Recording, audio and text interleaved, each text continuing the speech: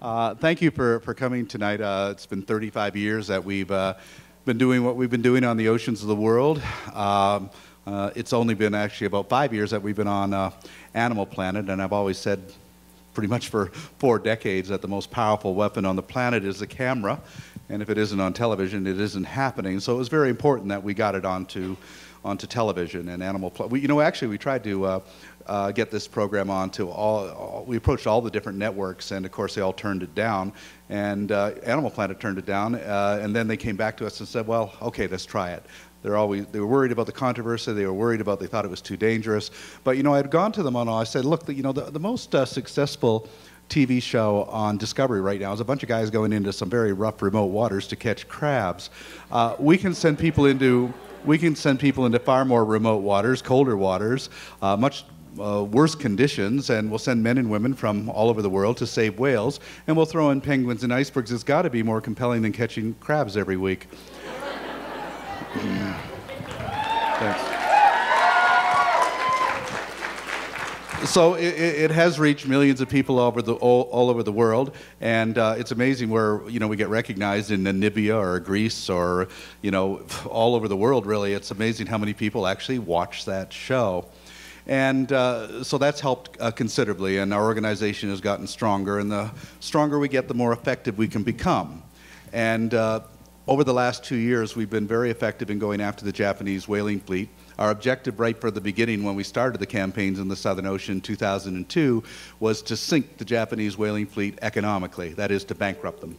We have achieved that.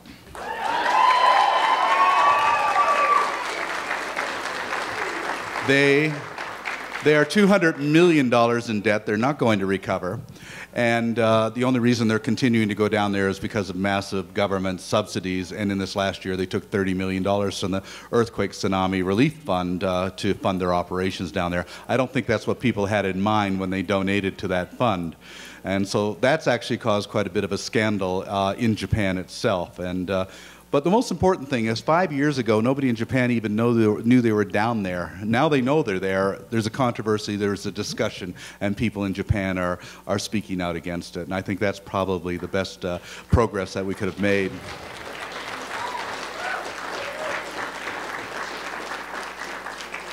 The season before last, they only got 17% of their quota. This last season, they got 26%, and the reason why they did better is because, unfortunately, our scout vessel, the Bridget Bardot, was hit by a rogue wave and was damaged and couldn't proceed. And without a scout vessel, it's very difficult to close in on the factory ship because the Japanese whaling fleet sacrifices their harpoon vessels to chase us, which is good because they're not killing whales, but as long as they're on our tail, we can't close in on the factory ship. They just constantly relay our position. So we need those scout ships. And to rectify that, we intend to return at the end of this year with a campaign I'm calling Operation Zero Tolerance. And that means our objective is 0 whales killed. And it's also sort of a play on the Japanese World War II plane, the Zero. So we're going to incorporate that in there. But to do that, we need to get a 4th vessel, and that's what we're working for. 2 scout vessels, 2 ships, 2 helicopters, and 2 drones, and 120 volunteers from around the world. And I think with that, we will be able to head them off before they kill whales and stop them. Now, as important as the ships and the helicopters are, the most important element in this whole equation for Sea Shepherd is the passion and the courage of the volunteer crew members from around the world who make it possible for us to do what we do. You know, we get criticized from people like, oh, you know, your crew aren't professional, they're amateurs, you know, they don't know what they're doing. Well, you know what? I couldn't pay people to do what these people do for nothing.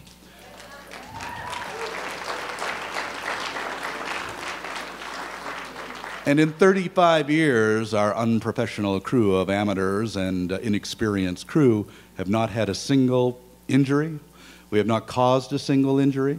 We've not had an oil spill. We've not gone aground. Meanwhile, the Japanese whaling fleet, which is crewed by professionals, has had 3 fatalities, numerous injuries, oil spills, and a catastrophic fire. So it's not, you know, I think one of the reasons for that is the one advantage of inexperienced crew is they're very, very careful, and they take the cautions because they know that they don't know everything. And sometimes thinking you know too much can get you into trouble. We're now taking on campaigns around the world. We have Sea Shepherd chapters that are spreading up around the world, which we actually are spreading up faster than we can keep track of them. Last year I attended in July, it was the International Whaling Commission meeting in the Isle of Jersey in the Channel Islands, and we brought the Bridget Bardot there. And NGOs come from around the world. And I noticed that there were twice as many Sea Shepherd representatives there than all of the other NGOs put together.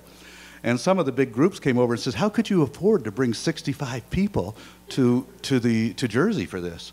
I said, we didn't. I didn't even know they were going to be here. They all came on their own expense. And as they were going through, and people say, well, you know, they were going IFAW and everything, everybody identifying who they were, and then they started with the Sea Shepherd thing, Sea Shepherd Switzerland, Sea Shepherd France, and somebody said, Sea Shepherd Jersey. I said, we have a Sea Shepherd Jersey? And that.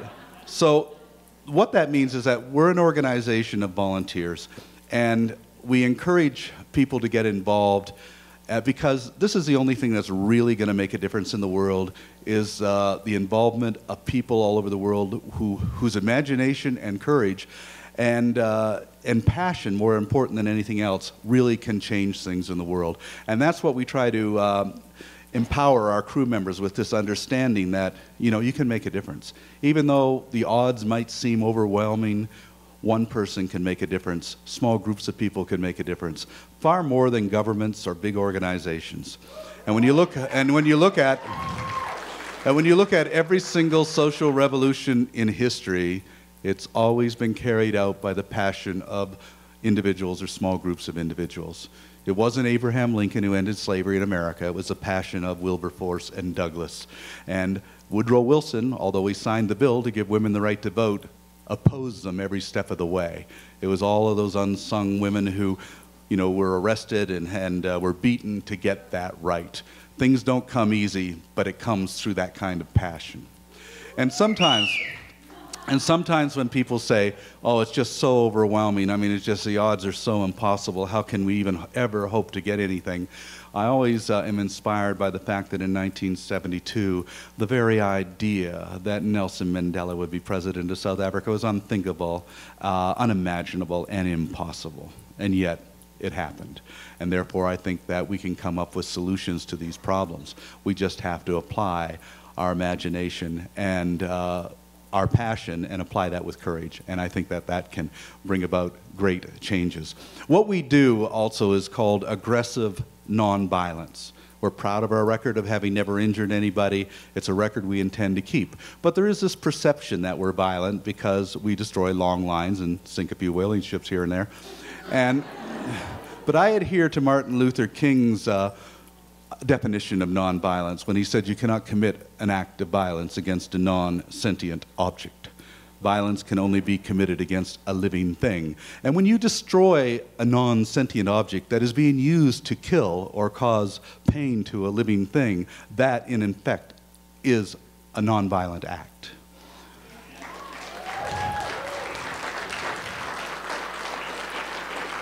And although we get condemned by many people for being violent, the one thing that has given me an affirmation we were on the right path was in 1985 when I had a Tibetan Buddhist monk come to the ship in Seattle and give me this little statue of some horse-headed dragon demon sort of looking thing. It was very colorful, but I didn't know what it was, but he asked us to put it on the mast, and we did, and it was there for a few years. But in 1989, a few years later, I had the opportunity to meet with and speak with the Dalai Lama, and I brought a photograph of it to show it to him, and figuring, well, he would know what it is. And he said, oh, yes, that's called Hayagriva. I sent it to you. So I said, well, what does it mean? He says, well, it's the symbol for the compassionate aspect of Buddha's wrath. And so I said, well, what does that mean? And he looked at me and says, oh, you never want to hurt anybody, but sometimes when they cannot see enlightenment, scare the hell out of them until they do. And thus, that's why we have the black ships and the Jolly Roger, and We tend to be scary. And it works because the propaganda that goes out there scares our enemy. 2 years ago, the Japanese couldn't get a supply ship because every time they tried to charter a vessel, the owners were saying, well, those people are eco-terrorists. You know, they kill people. We're not going to go out there. So, you know, so we've actually been able to win a lot of our campaigns by just showing up. And it's amazing how when we pull up long lines, the fishing boats that deploy those long lines, instead of fighting for them, actually run away from us. And again, that's based on building up a reputation. And of course, our Jolly Roger flag helps with that. But one of the reasons that we have, there's two reasons we have the Jolly Roger flag. One, because people like the logo, especially kids. You know, pirates are fascinating. And also because back in the 17th century, when piracy was out of control in the Caribbean, it wasn't the British or the Spanish navies that shut down the pirates. And the reason for that was that a lot of politicians and merchants were making a lot of money out of piracy. And a lot of bribery was going along. So piracy flourished, despite the fact that the Royal Navy was in the area. Piracy was shut down by Henry Morgan, a pirate. If you want to get rid of pirates, you get a pirate to do it, not the government, because those politicians are the biggest pirates of all.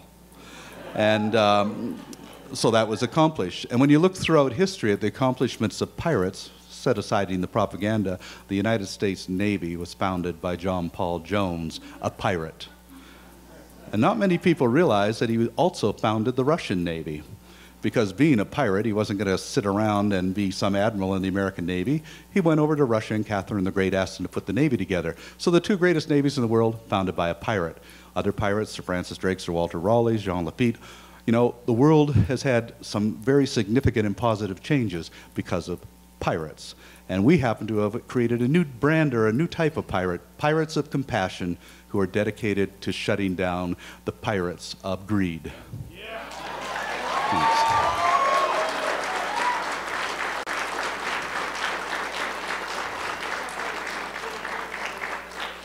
So you've seen some of the campaigns that we've been doing on the film. The Galapagos is our line in the sand. I said 12 years ago, if we can't save the Galapagos, we're not going to save anything.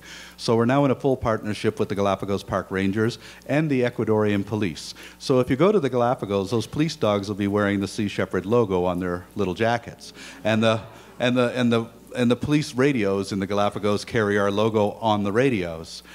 So we're in full partnership with them. And it's actually never really been done that a non-government organization has combined in a partnership with policing forces in another country like that. And we provided a patrol boat, we have surveillance barges, and we're making real progress there, especially combating corruption amongst politicians. They've tried to kick us out a few times, but the people of the Galapagos and Ecuador stood behind us, and that's one of the reasons that we're still there. It's the same in places like Australia. If it wasn't for the fact that we had the support of the people of Australia and New Zealand, we wouldn't be able to operate there. The governments there hate us, by the way, but it's more important to have the support of the people than it is to have the support of the government. So every time they try to harass us, we just set the people on the government. You know, I think it was in that movie V for Vendetta where he said that people shouldn't be afraid of their governments should be afraid of their people. And so 2 years ago, for example, Australia denied me a visa and said I couldn't come back to Australia. Wouldn't give a reason for it. But in one weekend, we gathered 25,000 signatures at Circular Quay in Sydney, got the support of a number of the head of the Green Party, some senators, and by Monday I had the visa. So, you know, it's the people speaking, really, that enabled us to do that. Because people want to save this planet. They want to save this planet for our children, our children's children, and I think people are really fed up with all of the talk that never accomplishes anything. We have all the rules, the regulations, and the treaties we need to protect our oceans.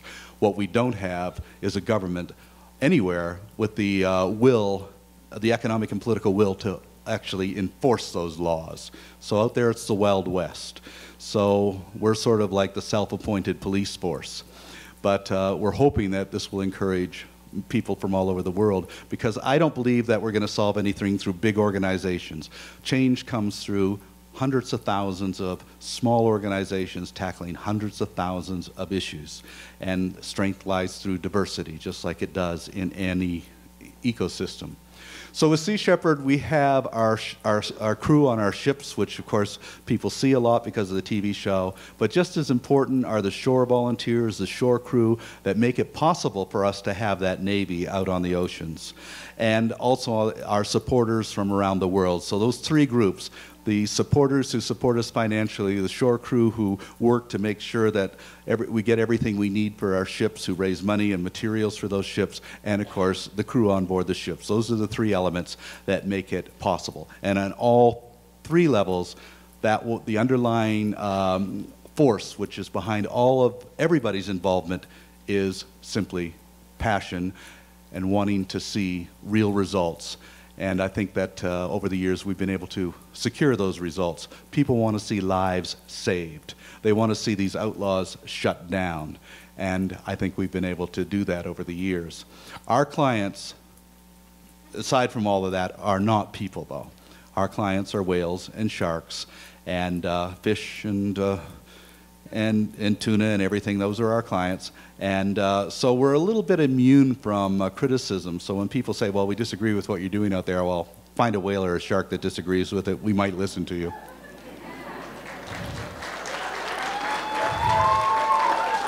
So we'll be returning to the Southern Ocean this year. Also, this summer we'll be doing a project in the South Pacific to oppose shark finning. This is becoming a major problem. The shark has shaped evolution in our oceans for 450 million years, and we're on the verge of losing many species of sharks. They're taking 90 million sharks out of the oceans every year. A lot of this mainly just for the shark fins, for shark fin soup, which has absolutely no nutritional value at all. And why? Because there's more and more of a demand for it, because diminishment is actually stimulating demand, not just for the sharks, but all fish. But what we're trying to get at, we want to actually tackle Discovery and National Geographic and their ridiculously overly dramatic portrayals of sharks as monsters.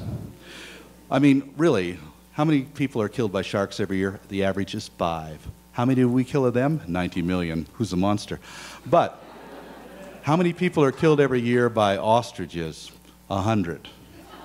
Ostriches are 20 times more dangerous than sharks, but nobody wants to kill off all the ostriches. Number of people killed by Coke machines falling on them every year is 9. So your average Coke machine is more dangerous than the shark. And for anybody who plays golf, playing golf is much more dangerous than swimming with sharks, because more people are struck by lightning on golf courses every year than are attacked by sharks. So really what we have to understand is that we go into the realm of the shark. We understand how the shark behaves. And I think for the most part, unfortunately, most people who are attacked by sharks is because of ignorance of the shark's behavior. For instance, on the west coast of Australia, where there's been a lot of shark attacks recently, and people say, we don't understand why. Well, we've told them why, but they don't want to listen. Every week, ships leave Fremantle Port heading for the Middle East with a cargoes of tens of thousands of sheep. And when they die, they throw them overboard. And while they're underway, all of the urine and the feces from those 10,000 sheep go into the ocean, and that contains blood. So they're literally pulling the sharks into the shore with those ships, and then they wonder why there's attacks. So there are ways of getting around this, but they don't really want to listen to it. It's the same with seals. The seal hunt in Canada, it's over economically. The government will hang on to it for a couple of years. They set a quota of 400,000 this year. They won't take more than 25,000 total. The reason being is we've succeeded in accomplishing what we set out to do 35 years ago, destroy the market for the seal pelts. They're now banned in Europe, they're banned in the US, they're banned in Russia, and China's not interested in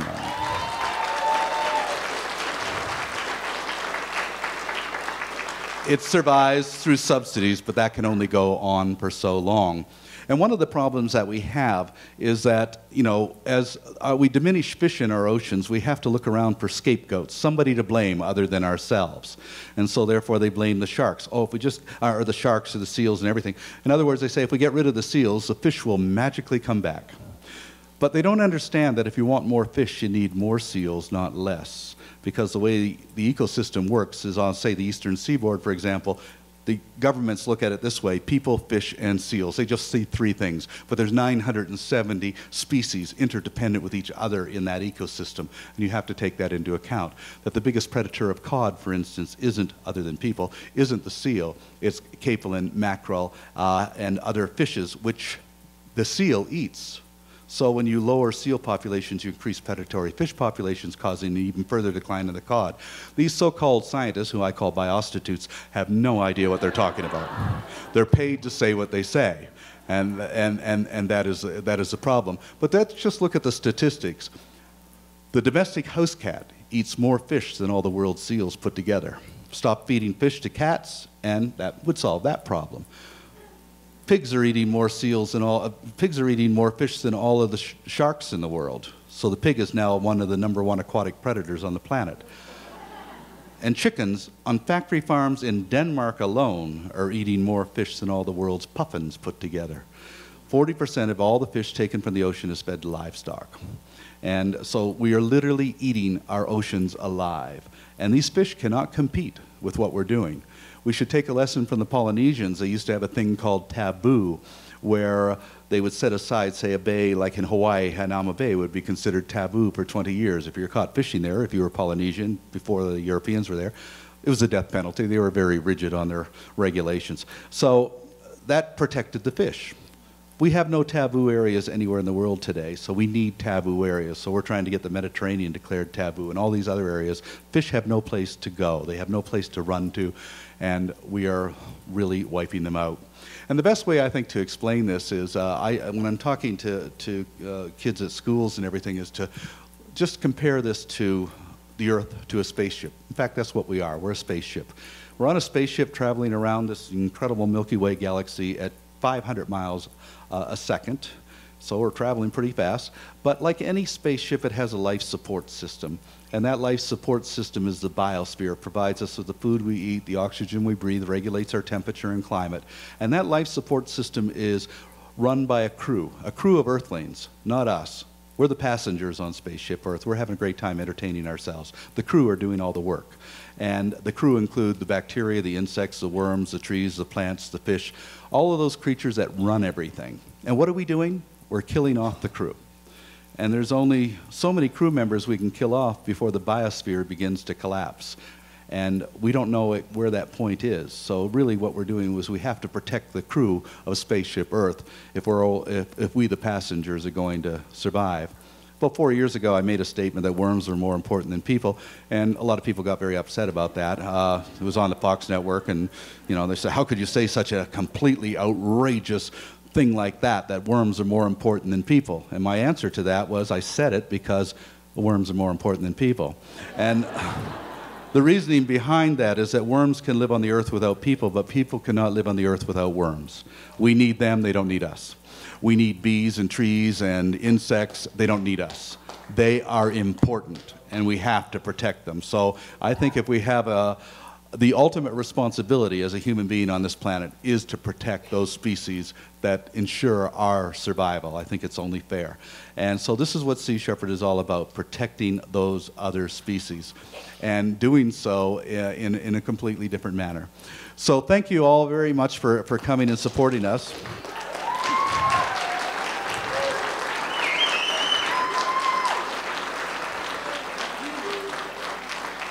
And thanks to your efforts, we're well on our way to being able to acquire that fourth ship. We should have it here before the next Antarctic campaign comes along.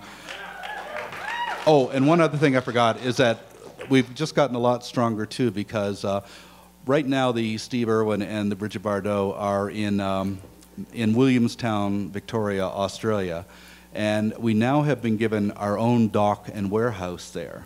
So that means we have a permanent spot. And I just want to say one other thing about the Bridget Bardot. Originally, you might get confusing sometimes, because in the campaign before last, it was the Gojira, which is Japanese for Godzilla. I just couldn't resist the headlines in the Japanese paper of Godzilla attacks whaling fleet. And we actually have on tape a Japanese whaler on the radio saying, "Oh, we're being attacked by Godzilla." So that was worth it naming there. But unfortunately, Unfortunately, the only thing more scary than Godzilla is Godzilla's lawyers, so they insisted we had to take the name off the boat. So we simply turned the beast into the beauty and had it named after Brigitte Bardot, who's a longtime supporter of ours. So it's the same ship, and it was damaged this last campaign, but it's been fully repaired, and it's now 150% stronger than it was before it was damaged. So that ship was the one that's the vessel we'll be taking to the South Pacific to protect sharks this year. So the Sea Shepherd Navy, which I call Neptune's Navy, is getting stronger, and it's getting stronger because of support of people like yourself. So thank you very much.